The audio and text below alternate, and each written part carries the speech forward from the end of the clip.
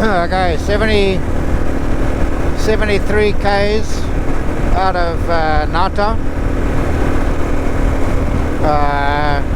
Looks like a vegetation change a little bit, so I thought I'd just do a little clip on vegetation. We've still got good cloud cover.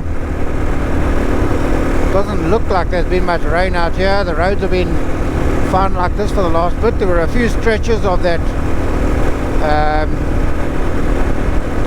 completely broken tar with just essentially gravel. A few stretches, I don't know, maybe three. Baby's going superbly. I'm up to almost 115, 120, 4,500 revs.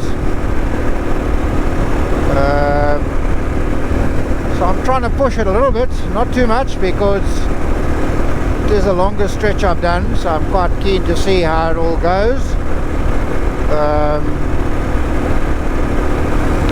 Yeah, so hovering now between 110, 120 is my cruising speed. Everything feels super and dandy.